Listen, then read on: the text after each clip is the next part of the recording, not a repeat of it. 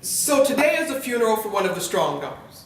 And like the last funeral, we embrace delicately, we cry silently, and we separate from habit. Maybe it takes being the poor relation to notice this. You see, we're the people who put water in our ketchup bottles.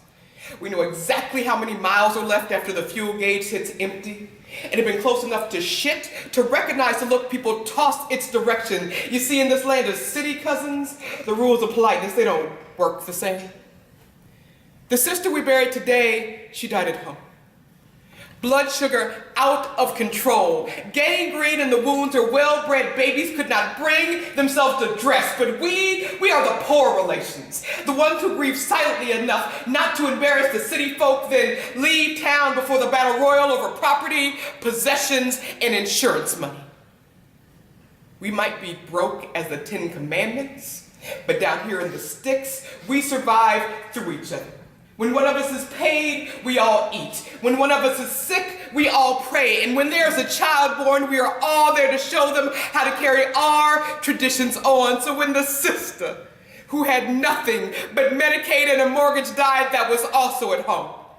But with my hands in hers, telling her whatever world she chose to surrender to, we would say her name with smiles on our lips. Even as the family came through to tell us where we went wrong and look uncomfortably at this too small house she fought to keep. And that smell of us that causes you to lift your noses at family gatherings, that's the thickness of this family. What binds us together when your cultured values evaporate in the face of trouble.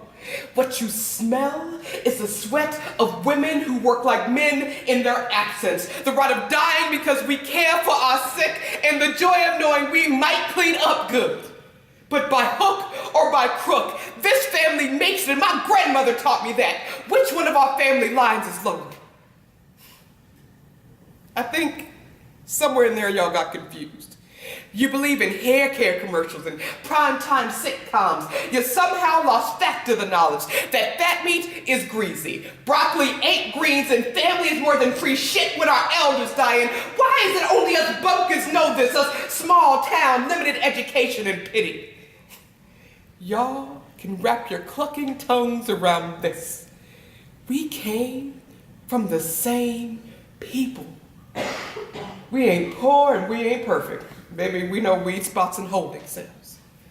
I know not all of you are cold and corrupt. Some of you believe in work and family, but still, there's this steady-shaped chasm between us that only seems to get wider every time we gather to pay respect to the dead, never to each other.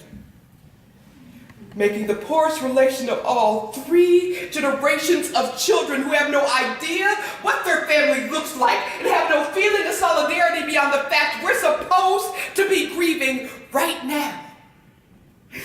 Because these women we buried, they were sisters, y'all. They were blood and backup whenever needed. They were never separated by more than a phone call, but we don't have each other's numbers. We don't call and we don't know each other's names. We just look at each other across caskets, remembering the virtues of the family we lost and forgetting we were all raised better than this.